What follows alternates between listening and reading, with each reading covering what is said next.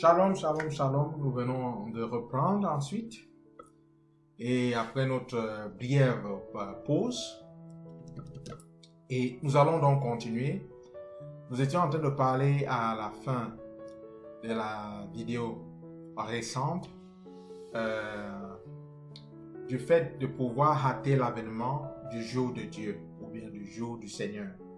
Donc, il y a donc une question légitime qui peut se poser. Comment attendre et hâter l'avènement du Seigneur? Et beaucoup plus, comment hâter cet avènement? Comment précipiter cet avènement? La réponse se trouve dans le livre de Matthieu, le chapitre 24, le verset 14. Nous allons faire la lecture. Cette bonne nouvelle du royaume sera prêchée dans le monde entier pour servir de témoignage à toutes les nations. Alors viendra la fin. Ouais, je vous ai dit que c'était une réponse à la question que j'avais posée sur le fait de savoir comment hâter l'avènement du Seigneur. Mais ayant lu ceci comme j'ai lu là, je suis sûr que plusieurs personnes te disent que mais tiens, ça ne peut pas être une réponse à ce que tu viens de dire. Là, je souscrirai vraiment avec vous que cela semble comme ambigu si je vous laissais à ce niveau. Raison pour laquelle vous comprendre clairement que ceci est la juste réponse au fait ou bien à la question de savoir comment hâter l'avènement du Seigneur, l'avènement de notre Dieu. Nous allons lire quelques premiers versets qui se trouvent toujours dans le livre de Matthieu 24, n'est-ce pas? Donc, nous allons lire à partir du verset 1 jusqu'au verset 3. J'aimerais dire que dans Matthieu 24, il est ici question de Jésus qui est en train de se promener avec ses disciples. Il est écrit, comme Jésus s'en allait au sortir du temple, ses disciples s'approchèrent pour lui en faire remarquer les constructions. Là, nous nous rendons compte ici que Jésus était vraiment environné de vrais juifs. Cela veut dire des gars qui étaient fiers de leur temple. Le temple en Israël leur donnait comme un sursaut d'orgueil, de fierté. Et ils se sont mis donc à présenter le temple au Seigneur Jésus comme si c'était la première fois que Jésus-Christ voyait ce temple. Pendant tout ce temps, je suis là dans Matthieu 24, cela veut dire qu'on s'approche petit à petit de la crucifixion. C'est à cet instant précis que les disciples trouvent qu'ils doivent pouvoir faire remarquer au Seigneur vraiment la beauté du temple. S'approchèrent pour lui en faire remarquer les constructions. Dit, mais Seigneur Jésus, tu passes souvent ici comme un aveugle. Est-ce que tu as vu les portiques? Est-ce que tu as vu ceci? Est-ce que tu as vu ceci? Mais dis. Pendant plusieurs années, Jésus-Christ voyait ces choses. Mais ces Juifs tenaient absolument quand même à présenter ça à leur maître. Nous allons voir la réponse de Jésus. Mais il leur dit, voyez-vous tout cela? Je vous le dis en vérité. Il ne restera pas ici pierre sur pierre qui ne soit renversée. Ce n'est pas la réponse qu'ils attendaient du Seigneur. Le Seigneur a même dû les affliger avec ce genre de réponse. Imaginez-vous un enfant à qui on vient d'acheter des vêtements pour cette terrible fête de Noël. Je dis terrible parce que je n'aime pas cette fête. C'est une fête purement païenne et donc toutes les pratiques exercées pendant cette fête n'honorent vraiment pas le Seigneur. Je ne vais pas attendre aux païens à pouvoir me prêter un jour pour pouvoir adorer mon Dieu, pour pouvoir reconnaître la naissance de mon Dieu. Je ne vais pas les attendre faire cela. Remplacer un jour, je veux dire, d'adoration satanique pour en faire un jour où on doit pouvoir même s'il faut se rappeler du Seigneur. Je n'ai pas besoin de ce jour. Je n'aime pas cette fête. Mais disons que on a acheté donc ce beau vêtement à cet enfant pour cette terrible fête. Et l'enfant se réjouit et vous présente ses vêtements. Et brusquement, vous dites à l'enfant que, comme tu vois même ton vêtement là, hein, d'ici 3 minutes là, on va verser de l'huile là-dessus et il sera très sale ce vêtement. Il sera inutilisable. Mais ça, c'est attrister l'enfant. Donc les disciples étaient comme affligés. Ils reviennent donc en charge. Ils disent, je vais lire le verset 3. Il s'assit sur la montagne des Oliviers et les disciples vinrent en particulier lui faire cette question. Cela veut dire que les gars sont allés ensemble, ils ont dit, mais ce que le maître a dit ici est terrible. Je suppose qu'il y a eu un certain débat. Pourquoi est-ce que je parle ainsi? Parce que ils sont partis de là où ils étaient, à l'emplacement du temple. Maintenant, ils se trouvaient sur la montagne des Oliviers. C'est une bonne distance.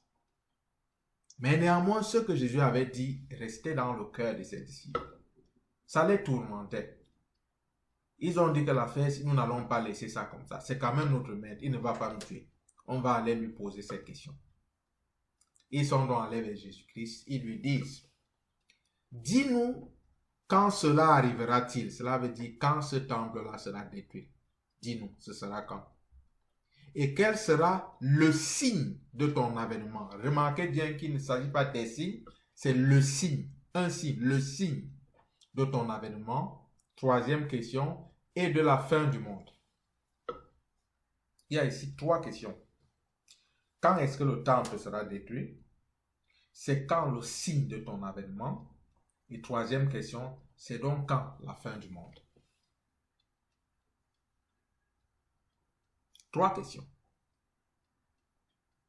que le Seigneur Jésus-Christ va répondre, n'est-ce pas? Donc, et il a répondu à toutes ces questions. Nous n'allons pas traîner là-dessus parce que notre objectif est de pouvoir montrer que la réponse qu'il donne dans le verset 14 répond exactement, c'est-à-dire à son avènement. Donc Jésus ayant donné les détails sur le temple et ainsi de suite, a fini donc par répondre à la question, aux 2 dernières questions dans le verset 14 que nous avons lu. Nous allons le relire donc et vous verrez que cela maintenant aura un sens pour nous. Verset 14. Le verset 14, rappelons-nous, est en train de répondre à la question de savoir quel sera le signe de ton avènement et de la fin du monde. Les 2 questions-là. Donc, lisons. Cette bonne nouvelle du royaume sera prêchée dans le monde entier pour servir de témoignage à toutes les nations. Voilà la réponse pour ce qui concerne le signe de son avènement. Ça, c'est le signe, l'unique. Et après donc que cela soit fait, alors viendra la fin. Lorsqu'on utilise ce terme, ce mot alors en langue française, cela veut démontrer ou bien montrer une implication. Ceci s'est passé, conséquence, ceci suit.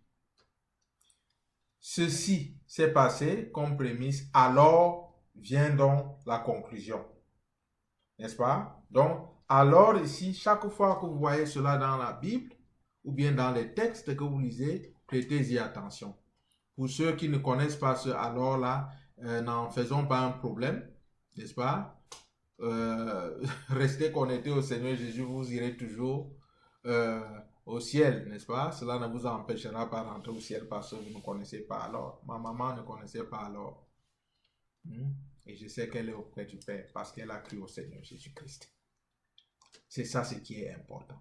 Donc, nous nous rendons compte que le Seigneur Jésus-Christ donne un seul signe pour son avènement. Il dit que cette bonne nouvelle du royaume, j'aimerais insister sur ça.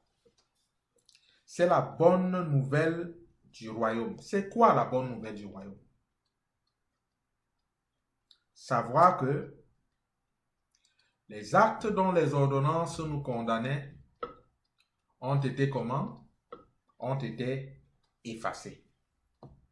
C'est ça la bonne nouvelle du royaume de Dieu. Les actes là dont les ordonnances nous condamnaient, ou bien l'acte dont les ordonnances nous condamnaient, a été comme effacé. Le Seigneur les a effacés.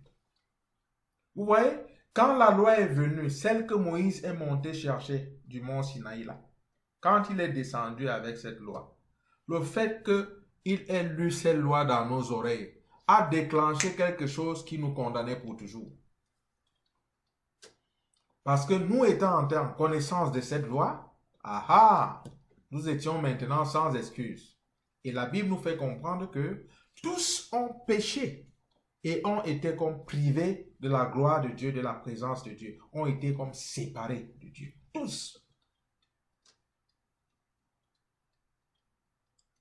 Vous voyez, j'aimerais insister sur ce point parce que j'ai connu une amie à Toronto et un jour, puisqu'elle connaissait ma foi en Jésus-Christ, elle me pose la question de savoir, ben dis-moi Franck, quand tu me regardes, est-ce que je suis une bonne, une mauvaise personne? J'ai été embarrassé pendant un bout de temps, mais après je lui ai dit qu'en fait, c'est vrai que c'est difficile de connaître un être humain très au fond, mais le temps que j'ai passé avec toi, je pense que tu es une bonne personne. Et mon amie en question, elle était toute heureuse du fait que j'ai dit qu'elle était une bonne personne. Je n'ai pas arrêté mon débat là-bas parce qu'il ne fallait pas que je laisse cette âme toute confuse. Je lui ai dit que, mais mon ami, sais-tu donc que l'enfer est rempli de bonnes personnes? Elle me dit, mais qu'est-ce que tu veux dire? Si je suis une bonne personne, comment est-ce que je peux me retrouver en enfer? J'ai dit que c'est là le piège. C'est donc là le piège. Parce que tu crois que tu vas toi-même te frayer ton chemin pour le ciel. Tu ne peux pas. Que feras-tu donc des péchés que tu as déjà commis? Même si tu décidais à partir d'aujourd'hui que tu vas vivre avec sainteté et que tu vives vraiment avec sainteté, qu'est-ce que tu as fait donc des péchés qui sont passés? Qu'en as-tu fait? Parce que ça va aussi compter. Comment tu vas régler ce problème? Je me souviens ce jour-là, elle était très sensible, elle a versé des larmes et tout ça, et pour ceux qui me connaissent, ils le savent. Moi, je ne me laisse pas trop impressionner par les larmes. Certains trouvent que je suis dur, peut-être, mais j'aime pouvoir dire la vérité aux gens, surtout pour ce qui concerne ce salut. Je lui ai dit que la voie pour entrer dans la présence de Dieu, là, c'est de pouvoir recevoir l'évangile du royaume, recevoir Jésus dans son cœur. Cela veut dire qu'il faut que l'acte dont les ordonnances te condamnent là, ça veut dire que puisse être effacé pour toi. Ça va régler les problèmes de tes péchés passés, ça va régler les problèmes de tes péchés présents et même de tes péchés futurs.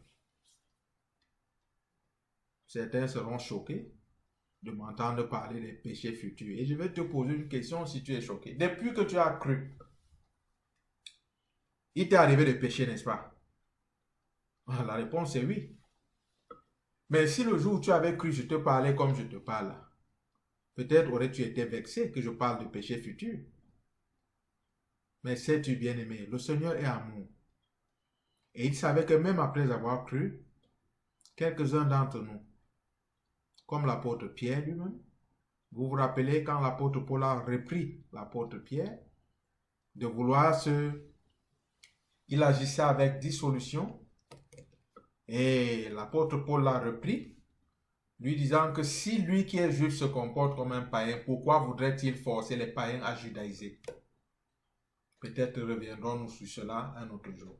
Mais le point que je voudrais faire ici, c'est que il est important que la bonne nouvelle du royaume de Dieu, s'il vous plaît, bien-aimés prédicateurs, bien-aimés enfants de Dieu, n'allons pas raconter aux païens des balivernes, des choses inutiles. N'allons pas raconter le genre d'évangile qui voudrait coller seulement le cœur et les yeux des gens sur le matériel et sur l'argent. Bien-aimés, nous ne faisons pas bien. Portons l'évangile du royaume qui va amener les personnes, les uns et les autres, à descendre sur leurs genoux, à recevoir Jésus-Christ comme Seigneur et Sauveur personnel, à être pardonnés, à entrer dans le royaume de Dieu, et laissons ces personnes par elles-mêmes accéder aux richesses qu'il y a dans le royaume. Qu'est-ce qu'il y a d'aller brandir tout le temps le matériel aux yeux des païens? Comment vous attendez-vous que ces personnes naissent vraiment de nouveau? La Bible dit qu'en agissant ainsi, nous sommes en train de faire quoi? De fabriquer des prosélytes. Des gens qui vont être zélés pour nous et non pour le Seigneur. Et donc nous n'allons pas tarder à en faire des fils de la géhenne, c'est-à-dire des personnes bonnes pour l'enfer. Ce n'est pas ça l'évangile du royaume. Allons dire à ce peuple que si jamais ils acceptent Jésus-Christ, elles acceptent Jésus-Christ, l'acte dont les ordonnances les condamnaient sera effacé. Et ces personnes seront nées de nouveau et entreront dans le royaume de Dieu. Donc nous allons hâter la venue du Seigneur en annonçant l'évangile du royaume.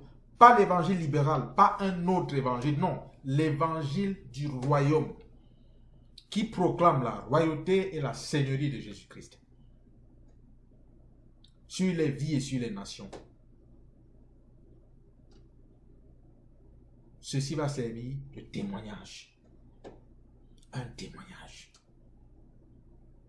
S'il vous plaît. Je vous parle comme à des frères et comme à des sœurs. Et je suis un frère ayant la même espérance que vous. Je ne suis pas en train de donner des leçons à qui que ce soit, non, loin de moi, tout cela.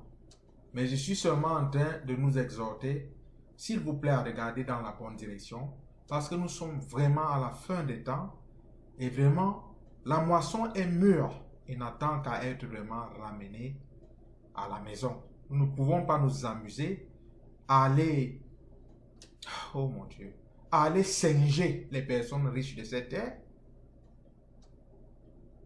et chercher à leur ressembler. Non. En agissant de cette façon, nous n'allons pas sauver ces personnes qui nous écoutent. Donc, je vais mentionner 5 points ici aussi, très utiles. Donc, les 5 points très utiles pour pouvoir hâter la venue du Seigneur. Et dans la prochaine vidéo, nous allons aborder donc vraiment le vif du sujet concernant cette fameuse séduction, ces prémices de séduction. Je viens de frôler un peu cela, cette séduction, j'en ai frôlé, mais je vais entrer dans les détails dans la prochaine vidéo. Je vais citer ces 5 points rapidement parce que nous allons y revenir de toutes les façons. Donc, premier point, annoncer l'évangile du royaume. Ça, c'est le premier point. Aller en mission pour annoncer l'évangile du royaume. Donner pour les missions et l'évangélisation. Pas forcément aux missionnaires de votre communauté, non? Le Seigneur peut vous guider, le Seigneur peut vous mettre à cœur un missionnaire ou bien une famille missionnaire dans un village ou dans une contrée quelconque, dans un pays quelconque où l'évangile peine encore à se répandre. Mais soutenez ces personnes, encouragez-les à pouvoir annoncer l'évangile.